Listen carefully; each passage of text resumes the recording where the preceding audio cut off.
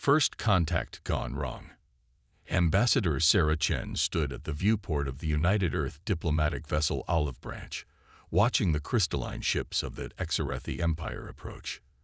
Their vessels resembled cut diamonds, refracting the distant starlight in mesmerizing patterns. 3 years of cautious long-range communications had led to this moment. Humanity's first face-to-face contact with an advanced alien civilization. "They're hailing us," Lieutenant Rodriguez reported from his communications station. "The Imperial delegation is ready to dock." Sarah straightened her formal diplomatic uniform, touching the silver olive branch pin that symbolized her mission. "Open the docking bay and prepare the welcome ceremony." The Exarathi delegation emerged from their shuttle like living sculptures. Their crystalline bodies caught the light, creating rainbow refractions across the docking bay's walls. The lead diplomat, who had introduced himself as High Speaker Vextal, stood nearly 8 feet tall. His translucent form pulsed with internal lights that shifted between deep purple and bright blue. "Welcome aboard the Olive Branch," Sarah said, bowing slightly. "I bring greetings from Earth and the United Human Systems." Vextal's crystal form chimed softly. A sound Sarah had learned indicated amusement. "We accept your welcome, young ones. The Eternal Empire is curious about your species. Your rapid advancement from planetary civilization to basic space travel in mere centuries is unprecedented." The slight pause before curious and the condescending tone weren't lost on Sarah, but she maintained her diplomatic smile. This wasn't the first time she dealt with beings who underestimated humanity. The initial meetings went smoothly enough on the surface. The Exarathi were willing to establish trade relations and share some of their basic technologies. But Sarah noticed how they carefully steered conversations away from anything involving advanced physics or faster-than-light travel. Their generous offers of technology were centuries behind what Earth's scientists had already theorized. On the third day, during discussions about establishing human colonies within approved sectors, Sarah caught High Speaker Vextal scanning the ship with an unauthorized device. The crystalline alien quickly concealed it, but she'd seen enough. "High Speaker," she said carefully, "I believe we agreed that all scanning equipment would be declared before boarding." Vextal's form darkened to a deep purple. "We are merely ensuring our safety, Ambassador. Surely you understand that the Empire must protect itself from potentially aggressive species." "Aggressive?" Sarah kept her voice level. "We've shown nothing but peaceful intentions." Yes, Vextal chimed dismissively. "But our analysis of your entertainment media, historical records, and technological development patterns shows disturbing tendencies. No species should advance as quickly as yours without guidance." The temperature in the room seemed to drop. "Are you suggesting that humanity requires supervision, High Speaker?" "The Eternal Empire has shepherded countless young races to enlightenment over 50,000 years, Vextal said. "Your species has potential, but you lack the wisdom that comes with proper age. Accept our guidance, and in a few thousand years, you may be ready for full membership in the Empire." Sarah felt a chill run down her spine. Behind the flowery diplomatic language lay the truth. The Exarathi saw humans as children to be controlled, not equals to be respected. "I see," she said quietly. "And if we prefer to develop at our own pace?" Vextal's crystalline body rang with a sharp, discordant tone. "That would be unfortunate. The Empire cannot allow uncontrolled expansion of potentially dangerous species. Accept our protection, or we will be forced to implement containment protocols." In that moment, Sarah understood that real diplomatic relations were impossible. The Exarathi would never see humans as equals. They would either control Earth or attempt to destroy it. "I'll need to consult with my government," she said, forcing herself to maintain a calm facade. "Perhaps we should adjourn for today." As the Exarathi delegation returned to their shuttle, Sarah sent an encoded quantum burst transmission to Earth. The message was brief. "Protocol Cassandra. They see us as children or slaves. Prepare for worst-case scenario." She watched the crystalline ships depart, their beautiful forms no longer seeming magical but menacing. Humanity had hoped for allies among the stars. Instead, they'd found would-be conquerors who cloaked their imperialism in paternalistic concern. In her quarters that night, Sarah reviewed the Exarathi's generous offers again.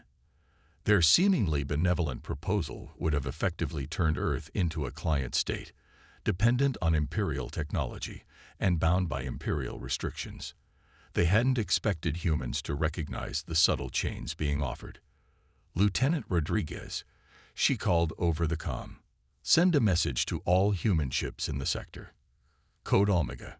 Return to Sol immediately." "Yes, Ambassador," Rodriguez replied. "Should I begin purging our databases?" "Everything except the sensor logs of their ships. Those we'll need." Sarah began composing her full report to Earth's Security Council. "They think we're children playing with toys. Let's hope they maintain that illusion until we're ready." As the olive branch engaged its quantum drive, Sarah watched the stars blur. The Exarathi Empire had existed for 50,000 years, ruling through a combination of technological superiority and patronizing diplomacy. But they had never encountered humans before. They didn't understand that humanity's greatest advances had always come in response to threats. The Empire thought they were dealing with children. They would learn, too late, that they were dealing with a species that had clawed its way up from caves to the stars through sheer determination and ingenuity.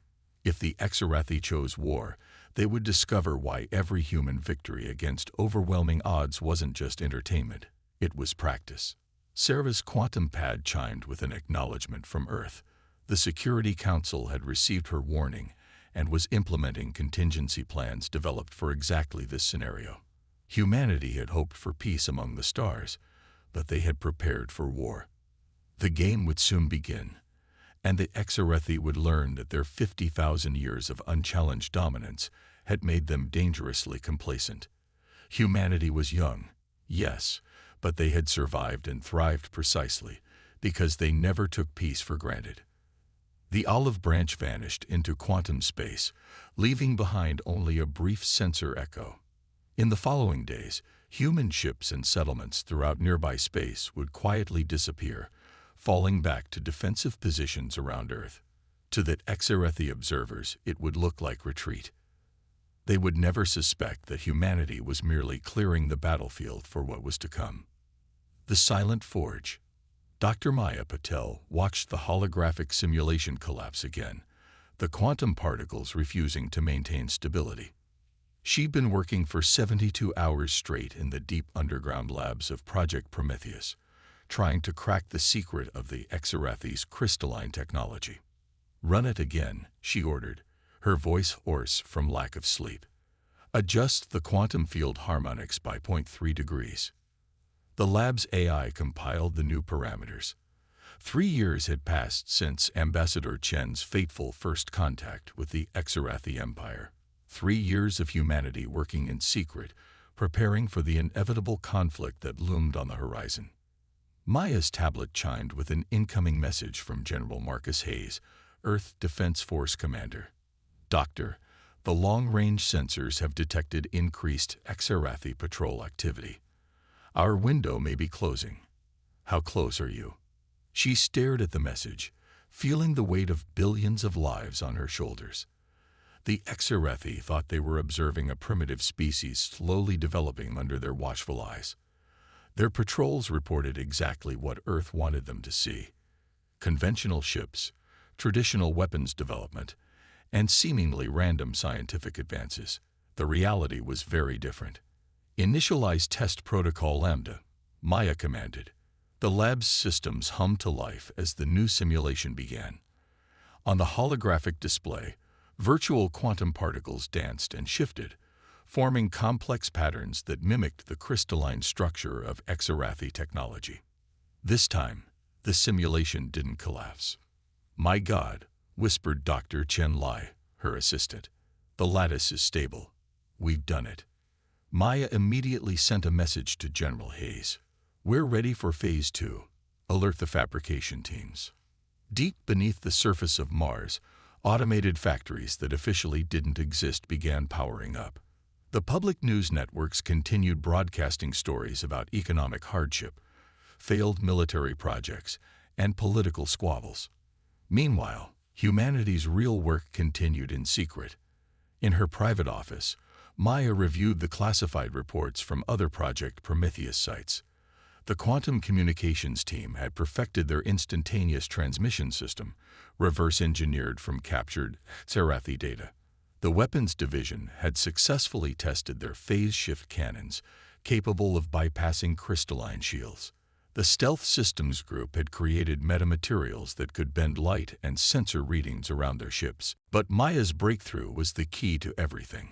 She had discovered how to create synthetic crystals that could interface with Xerathi technology while remaining under human control. The Empire's greatest strength would become their critical weakness. Dr. Patel, her AI assistant, announced, "General Hayes is requesting a secure quantum conference." The holographic display shifted, showing the general's weathered face. Behind him, Maya could see the bustling command center of Earth Defense Force headquarters. "Doctor, the Security Council has reviewed your latest data," Hayes said without preamble. "Operation Shatterpoint is now authorized.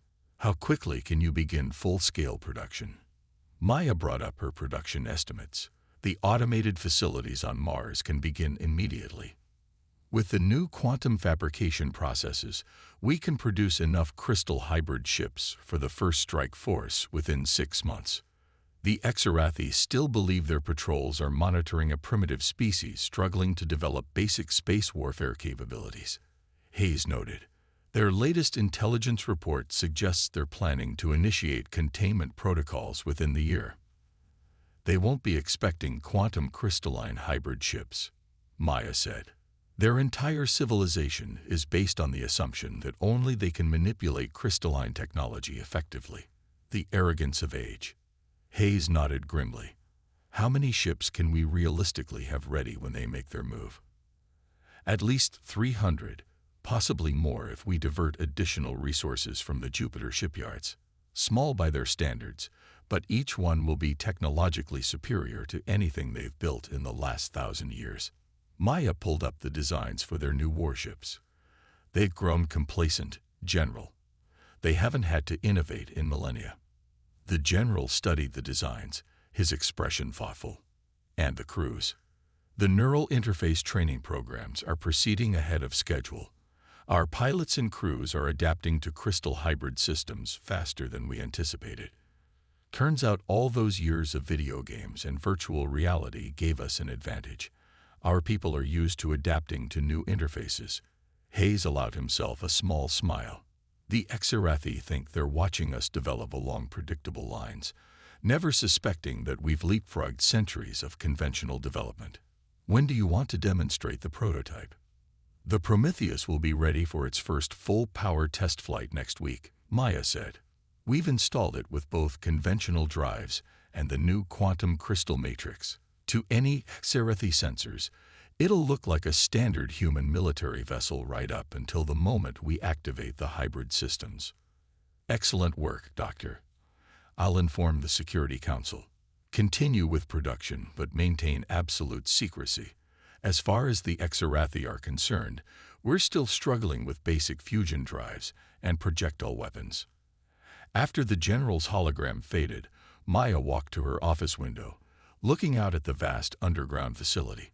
Thousands of engineers and scientists worked in shifts, developing and refining technologies that would have seemed like magic just 3 years ago. The Xerathi had made a fundamental mistake in their assessment of humanity. They saw humanity's rapid technological development as a sign of instability, never considering that it might instead indicate an unmatched capacity for adaptation and innovation. Maya watched as robotic arms assembled another crystal hybrid ship in the massive construction bay. The vessel's outer hull was deliberately crude-looking, hiding the revolutionary technology within. Like humanity itself, it was far more than it appeared to be. The Empire thought they were dealing with children playing with technological toys. Soon they would learn that humanity's greatest strength wasn't the technology they could copy. It was their ability to take others' ideas and transform them into something entirely new. "Begin final assembly sequence for Prometheus," Maya ordered. "It's time to show the Empire what the children can do." Operation Thunderstrike. Captain Elena Rodriguez sat in the command chair of the EFSS Prometheus, watching the final countdown tick away on her neural interface. Her ship looked like a crude human warship on the outside. All angles and armor plates, exactly what the Exarathi expected to see. Inside, it was something else entirely. "All ships report ready, Captain," her XO, Commander David Chen, announced. "Crystal matrix systems are powered but dormant. As far as the Exarathi sensors are concerned, we're just another patrol of primitive human vessels." Elena nodded, feeling the subtle resonance of the quantum crystal hybrid core through her neural link. 300 ships of the First Strike Fleet waited in formation, hidden in the shadow of Saturn's rings. Each vessel carried technology that would have been impossible 3 years ago. "Signal from Earth Defense Command," David reported. "Operation Thunderstrike is authorized. The Exarathi fleet has crossed the outer marker." Right on schedule, the Empire's containment fleet had entered the Sol system, exactly as their intelligence suggested they would. 5,000 crystalline ships coming to put the unruly children in their place. "All ships, execute Jump Plan Alpha," Elena ordered. "Remember your training. Don't activate hybrid systems until my mark."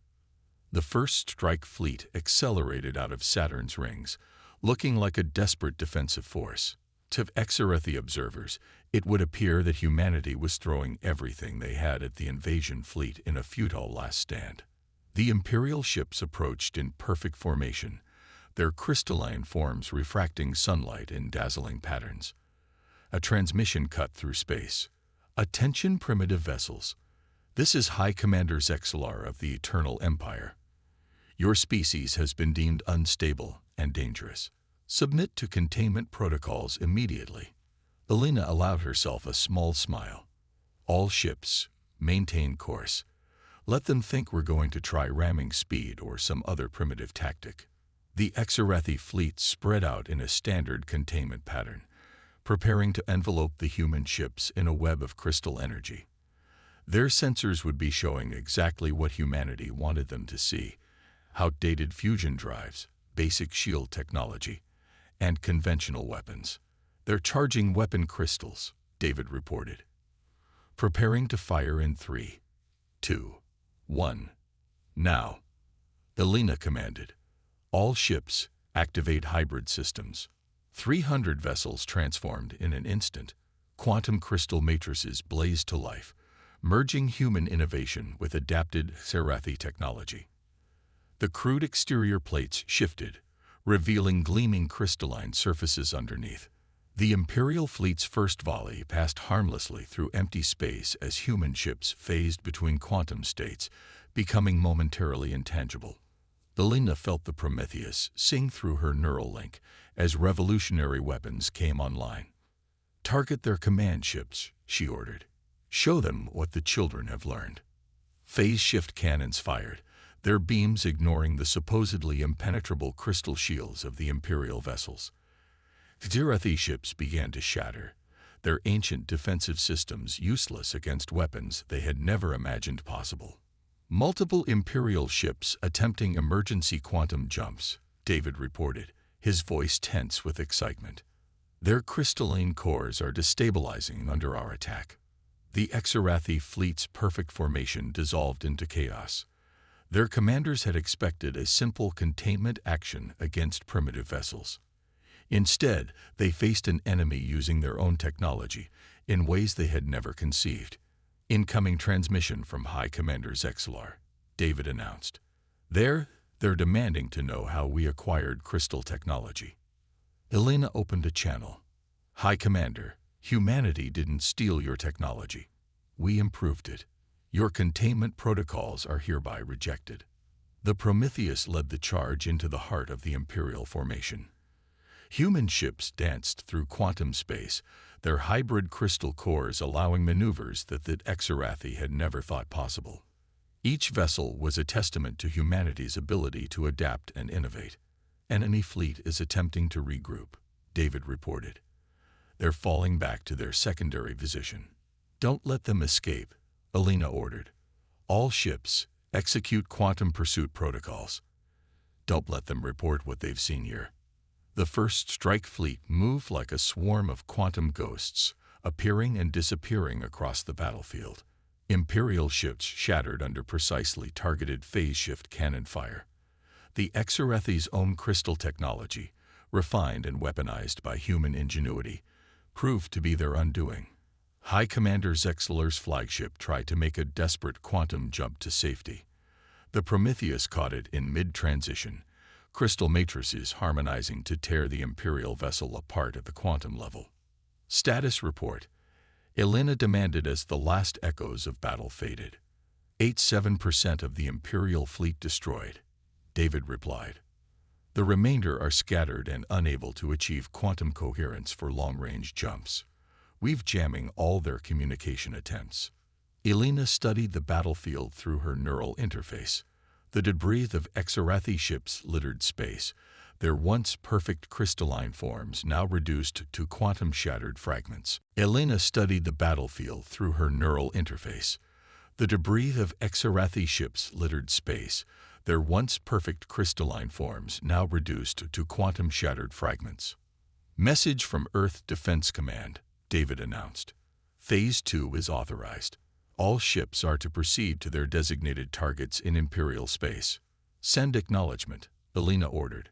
All vessels, prepare for long-range quantum jump. It's time to show the Empire that their children have grown up. The first strike fleet vanished into quantum space, leaving behind the wreckage of Imperial arrogance. In the coming days, the Exarethi would learn a harsh lesson about underestimating younger species. Humanity had spent 3 years preparing for this moment, and they intended to make every second count. The Empire had ruled through technological superiority for 50,000 years.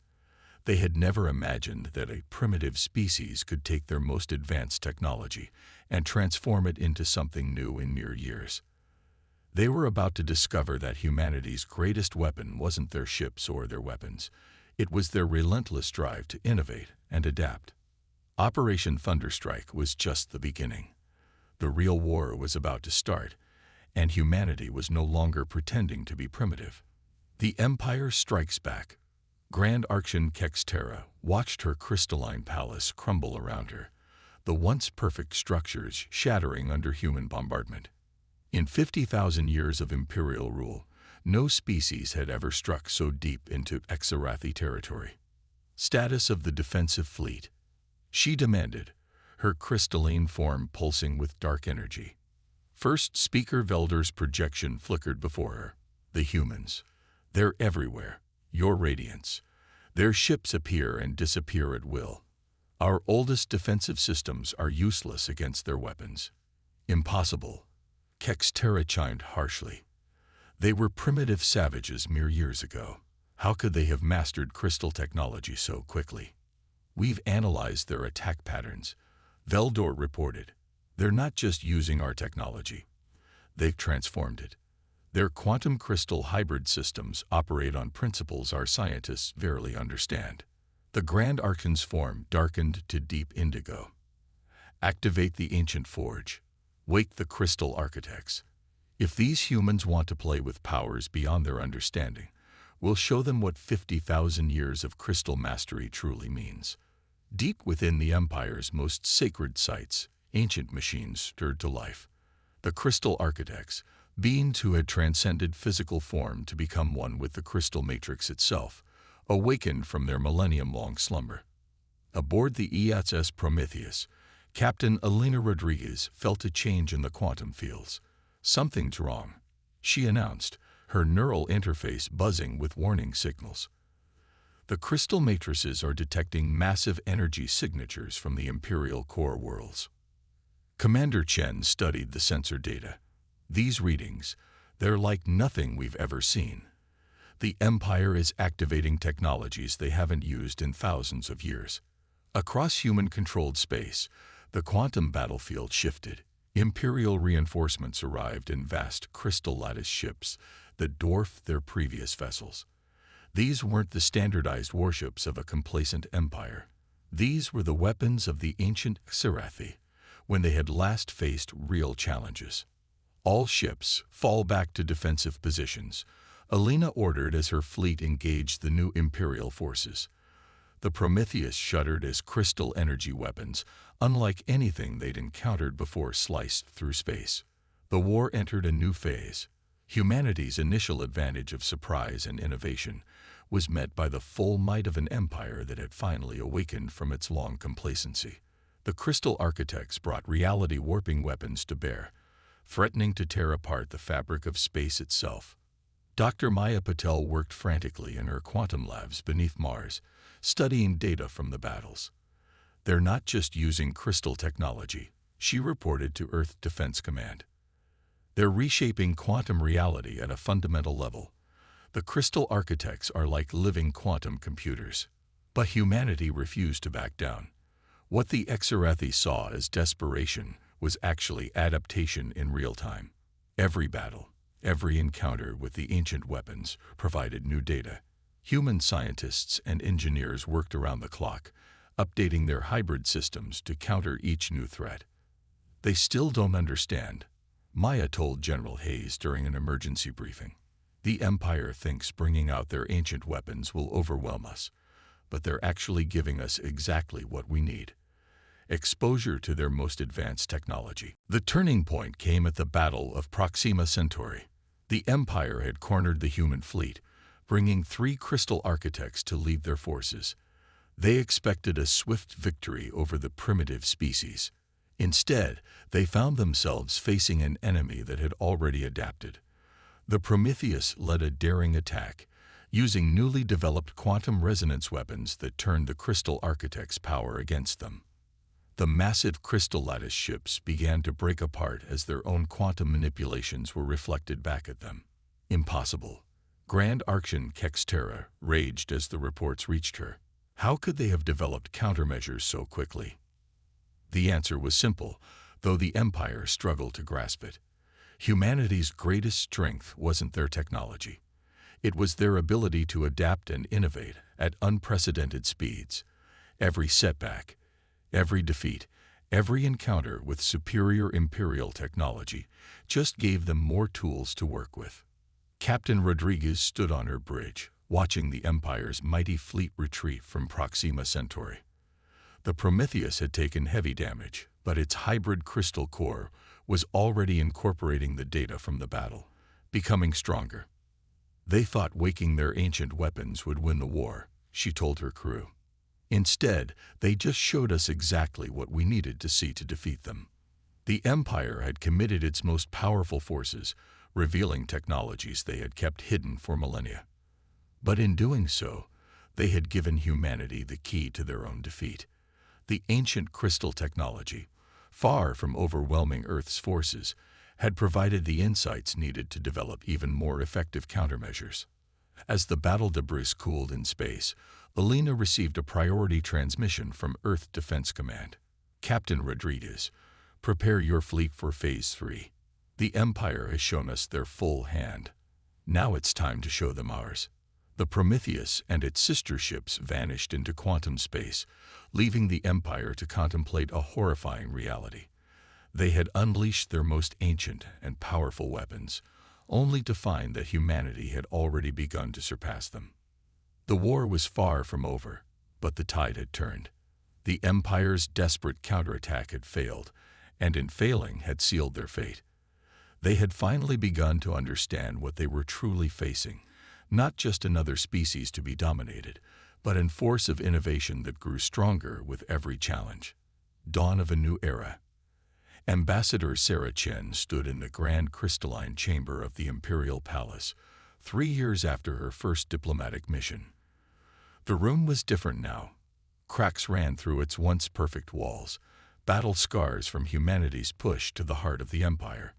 But it was the Xerathi themselves who had changed the most. Grand Archon Kextera's crystalline form had dimmed from its former brilliant radiance to a subdued blue. The ancient ruler floated at eye level with Sarah, no longer towering over the human delegate. "You understand what your victory means." Kex Terra chimed softly. 50,000 years of imperial rule ended in less than 4 years by a species we dismissed as children. "It doesn't have to end," Sarah replied. "It just has to change. Humanity doesn't want to destroy the Empire. We want to transform it." On the quantum displays surrounding them, reports streamed in from across Xerathi space. The Empire's last desperate offensive had failed spectacularly. Human ships, now incorporating technologies that surpassed even the Crystal Architect's ancient wisdom, had systematically dismantled the Imperial fleet. Dr. Maya Patel's latest breakthrough had been the final stroke. She had discovered how to transcend the limitations of crystal technology altogether, creating quantum matrices that could rewrite the laws of physics on a local level. The Empire's mighty warships had found themselves in battles where their most fundamental assumptions about reality no longer applied. "Your species," Kex Terra observed, "seems to thrive on impossible situations.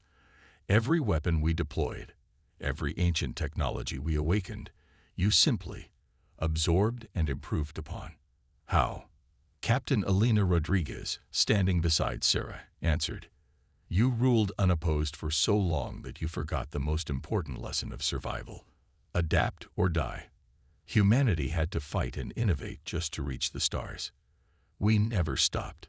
The Prometheus hung in orbit above the Imperial capital, its hybrid crystal core now pulsing with energies that would have seemed like magic 3 years ago. But it wasn't alone.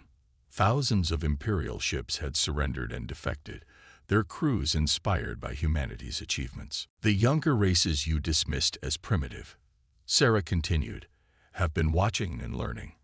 They see now that age doesn't equal wisdom, and that innovation matters more than tradition. The galaxy is changing, your radiance. You can change with it, or you can fade away." Kex Terra's form shifted through various color patterns, the crystal equivalent of deep thought. "And what future does humanity envision? Will you simply replace our empire with your own?" Sarah smiled and activated a holographic display. It showed the designs for a new type of ship, one that merged human quantum innovations with Xerathi crystal mastery and contributions from a dozen other species. "We propose the formation of the Galactic Confederation," she said. "Equal representation for all spacefaring species. Shared technology, shared defense, shared progress. No more eternal empires, no more treating younger races like children. Together, we can achieve things none of us could manage alone." The Grand Archon studied the designs. "These ships, they incorporate technologies we never imagined possible. Your quantum crystal hybrid systems alone would have taken us millennia to develop, if we had even thought to try." "Because you stopped trying," Elena pointed out. "You achieved crystal mastery and decided that was enough. Humanity will never do that. We'll never stop pushing boundaries, never stop asking, what if?" Around them, the Imperial Palace was already changing. Human engineers worked alongside Xerathi crystal shapers, transforming the ancient seat of power into something new. The rigid crystalline structures were being infused with quantum fields, becoming as adaptable and dynamic as the civilization they would now represent. "The first joint research facilities are already showing promising results," Sarah reported. "When we combine human innovation with Xerathi experience and the unique perspectives of other species, we're achieving breakthroughs that would have been impossible for any of us alone." Kex Terra's form finally settled into a bright, clear blue. Perhaps this is why the universe produces young species, to prevent the old ones from becoming too set in their ways, to remind us that there is always more to learn. The formal surrender ceremony was broadcast across the galaxy, but it wasn't a scene of humiliation. Instead, billions watched as the Grand Archon of the Eternal Empire and the representatives of humanity signed the Charter of the Galactic Confederation. As the ceremony concluded, Sarah found herself back on the observation deck of a diplomatic vessel. But this wasn't the olive branch. This was the GCS Unity, the first ship built jointly by human and Exarathi engineers. Its quantum crystal hybrid core hummed with possibilities that neither species had imagined just years ago. Message from Earth Defense Command. Elena reported, now wearing the uniform of the new Confederation fleet. The first joint patrol fleets are ready for deployment. Former Imperial worlds are already applying for Confederation membership. Sarah watched the stars through the crystalline viewport, marveling at how much had changed. The Empire had thought they were containing a dangerous young species. Instead, they had forced humanity to exceed every limitation, to innovate beyond what anyone thought possible. The Exarathi ruled through stagnation for 50,000 years, she mused. Let's see what we can all achieve together in the next 50,000. The Unity engaged its quantum drive, its crystalline hull shimmering with new possibilities. Humanity had not just survived its trial by fire. They had transformed it into an opportunity for all species to grow beyond their limitations. The children had not only grown up, they had shown the adults how to be young again. As the ship vanished into quantum space, its wake rippled through reality itself, a fitting symbol for the changes spreading across the galaxy. The age of the eternal empire was over. The age of infinite possibility had begun.